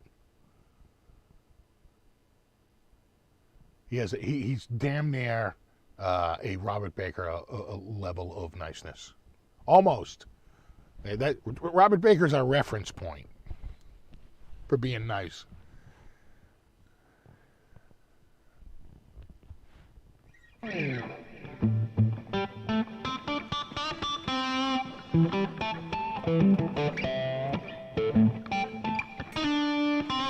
Yeah, you saw that, right, Alshon? I know.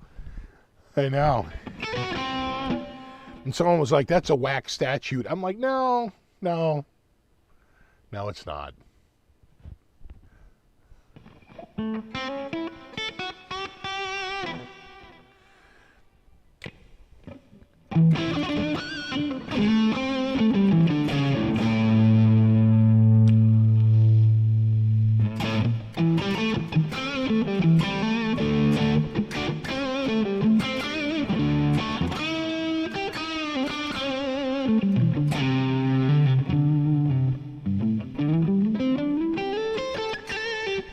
Yeah, his 89 plus song, and really the one I really love is Amish Whip.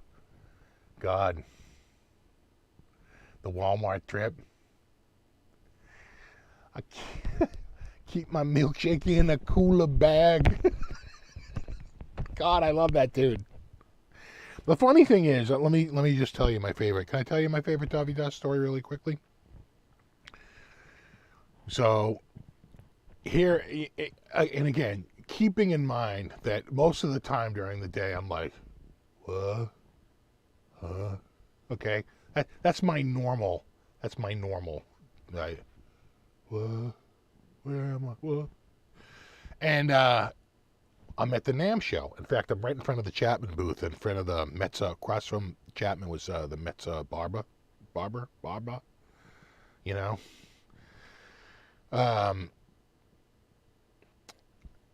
Amp booth, right? The Italian amps. And so I'm there, and Davidas is like, hey, how's it going? I was like, I'm like, who's this guy? Another great fan. Oh, hey, how you doing? Shaking my hand. Don't put it together that it's him, because I'm like that stupid. And I don't put it. I literally, maybe he just looked different, but I don't put it together that it's him. And he's like being super friendly, and I'm like, cool, we're hanging out, and we probably talked for maybe 5 or 10 minutes. And we went our separate ways. And we get to that summer, right? So that's winter NAMM. Summer NAMM comes, and I go to the Roland party, right? Roland invites me to go to the Boss Roland party, okay? I walk in there, and like off to my side is Jeff Skunk Baxter in a conversation with Rick Nielsen. I was like, okay. And Larry Carlton walks out of the back. I'm like, okay, this is a very different party than I've been to. And I get like a beer, and I go into the back, and I see Davidas. And I go, oh my God, I know you. He goes, right? And I'm like, you're the guy. And forgetting that I had met him back in January, like literally 6 months earlier. You're the dude on the videos with the video stuff. He's like, right? And he's kind of laughing like, seriously, dude? And I'm going like, yeah, man, I really love your videos. He's like, uh-huh. And then, and it wasn't even then, like later on, like maybe even at the next NAMM show, he's like, well, yeah, when I met you like at the first NAMM. Then it was like, you know, one of those flashbacks where like all these things, right? Flashback time in the movies where he's talking to me at the summer NAMM, and he's talking to me at the winter NAMM. I go, oh my God, that was him. He had to be looking at me like, you can't even be serious, dude. We literally talked for 10 minutes 6 months ago at the NAMM show. And, you know, he's got a certain distinctive look. And I'm like, dude, I know your videos, bro. And he's like, uh-huh, okay.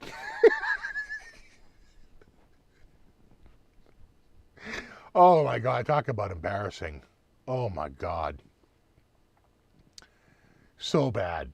Just so friggin' bad. And then, of course, a big regret, you know, Rick comes into the back room. Hey, boys, how's it going? And I should have just said, you know, Rick, I'm a huge fan. I literally bought Heaven Tonight, you know, in the record store when Live from Budokan came out because they were playing it on the radio like crazy. And I ran out and got Live from Budokan, and I got Heaven Tonight, and, couldn't wait till finally Dream Police came out. I mean, I was such a huge fan of Cheap Trick. I mean, they were pretty much, I could quote, you know, reading him in Guitar Player magazine, doing, you know, interviews, and how he was buying clothes from thrift stores to get, you know, old man clothes to look a certain way on stage, right? You know, he wanted to look like someone from like literally the prior generation. But of course I was like, hey. Totally clammed up. Hey, Rick. Hey, you. Oh, God. Got back on the weed. I actually quit. We talked about that last week. I completely quit, which has been amazing. It's been really good.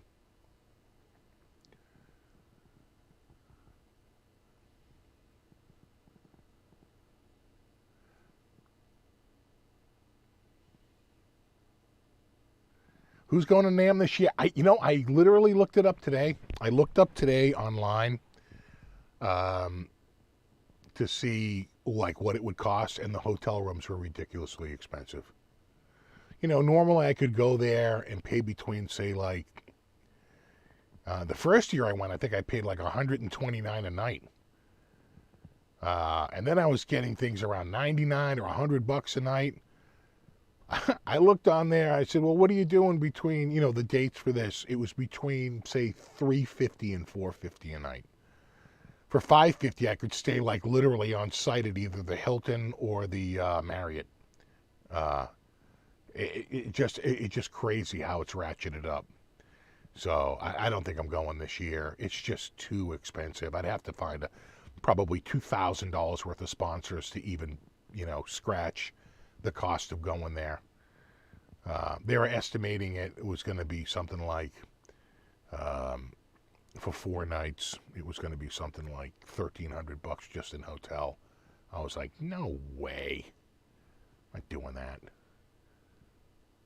Exactly. I'm same here, Aaron. I'm going to wait for NAMM 24. They'll be back in January.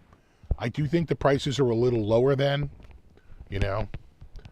And I don't even know, but I want to say that the week of, you know, April, some of those weeks are school vacation week, right? Like the second, the third week in the U.S., depending on your school district, could be school vacation, because we went on school vacation to Orlando in April in 2015, and everybody there had like all the, you heard Boston accent after Boston accent. And I remember talking to somebody, I said, wow, there's so many people here. They're like, this week?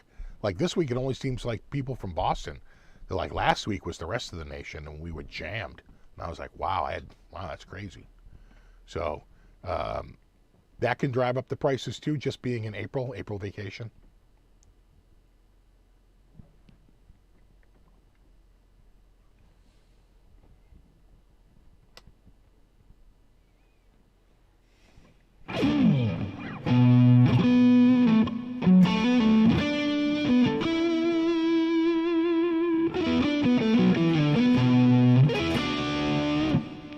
Yeah, it's sort of like the spring break for for elementary school, and like high school. But college spring break around here is in March. You know.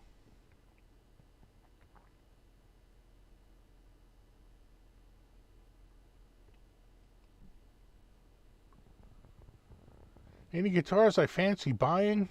I look all the time. Sometimes I tell you there was there was a Les Paul Premium Plus on guitar center used about a week ago. It sold, but man, what a top!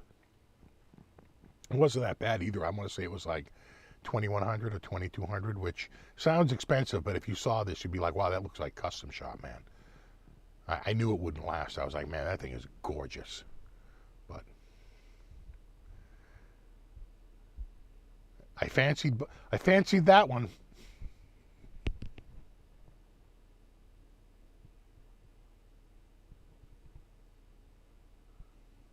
Yeah, no NAMM for you either, Ben. Yeah, same here. I think I'm going to skip it this year. 2024. At the rate they're charging right now, I have to start saving like now to get there.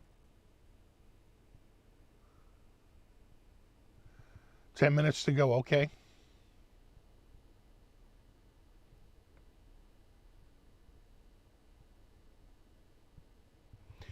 Well, hotel prices are between 99 and 120 in January, but until NAMM gets there. Because a lot of times when you do it, Google will say, this room is $289 a night, but if you can come the week before, it's only $129 a night. Or if you can come a week later, it's like $89 a night. And you're like, man, boy, they really do just gouge you the week of NAMM. They figure out which week is NAMM, and the gouge is hard. Am I doing the Henning thing? I don't know. Probably not.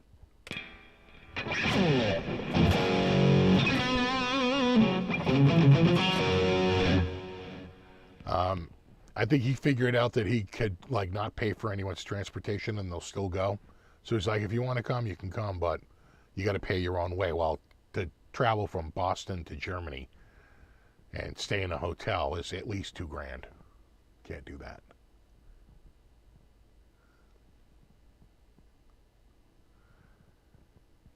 Go to Burning Man, I can imagine. Is that the same thing where the hotel rooms suddenly triple overnight?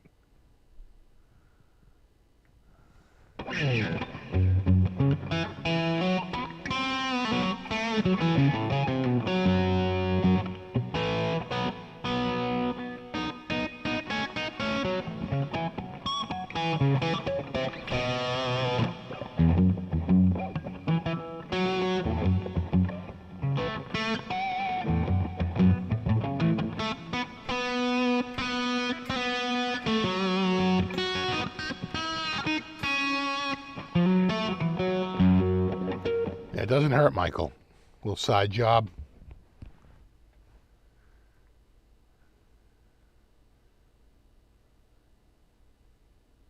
Yeah, it's like I mainly work in IT, but I have a lucrative side job selling crack. Well, see, that's the other thing about, some people will drive there. Like Perfecto lives in LA, even Phil McKnight can drive there from Phoenix. It takes like 8 hours, but he doesn't have to take a flight.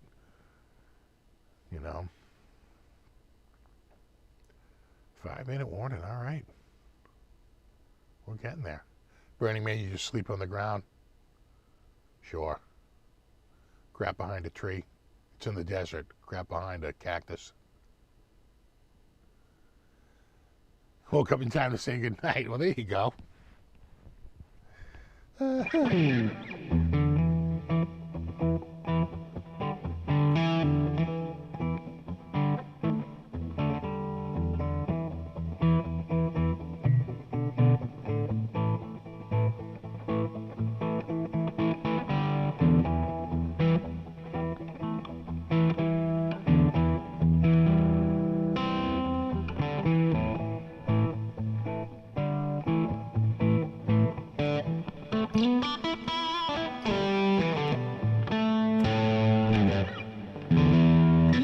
Airplay tonight? Probably not. Feeling pretty tired, and I think that was the last cup of coffee. So unless someone made a pot of coffee, which I didn't hear, probably not. Have a good one, Speaker. Good to see you, buddy.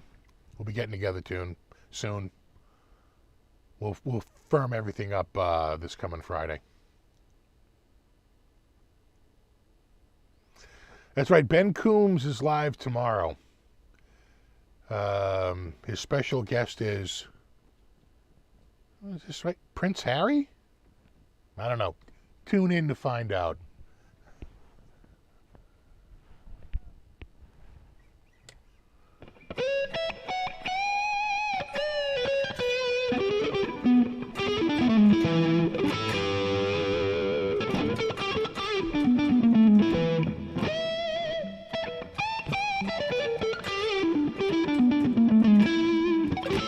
Yeah, he's plugging a book.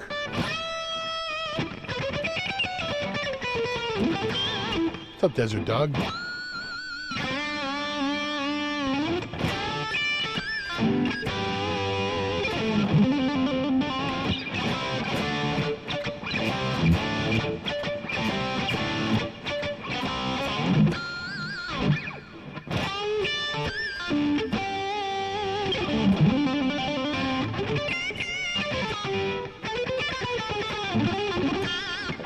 Actually, you did miss it, Mark.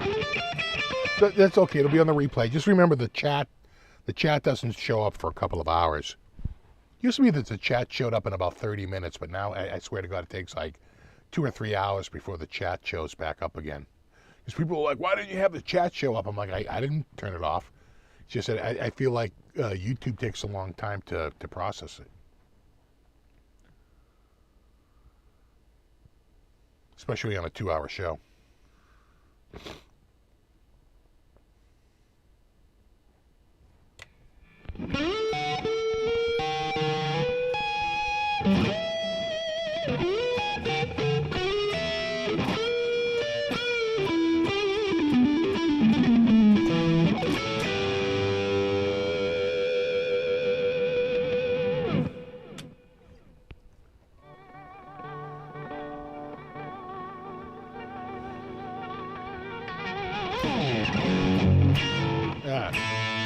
Helps if you hit it.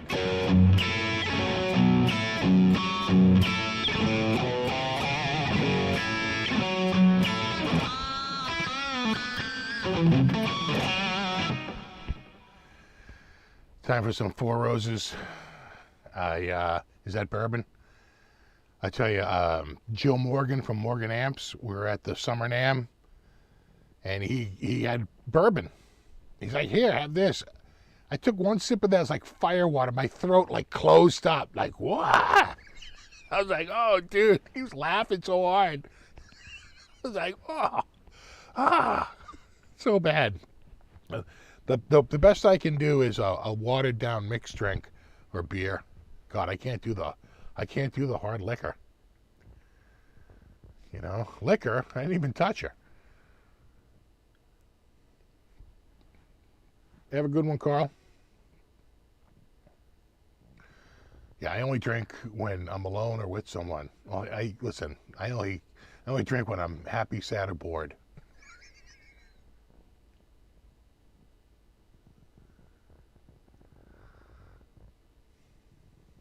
Have a good one, Blackjack. All right, dudes, we're gonna wrap it up. No, you rock. Special thanks to everyone who hung out tonight. Special extra super thanks to anyone who contributed. That's always appreciated. And of course, Brofist to my mod squad. Hashtag mod squad. Hashtag Brofist. And we'll do it all again in a week. I do have one video coming out this week for sure. And there you have it. Maybe 2. We'll see.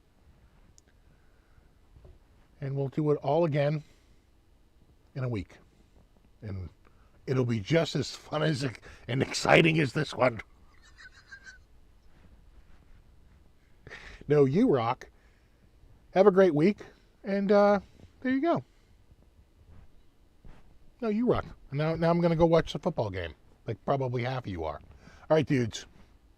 Have a great week. I'll see you in a week. They want me to run an ad. I got to close this. All right, dudes. I'll see you in a week. And until then, rock on.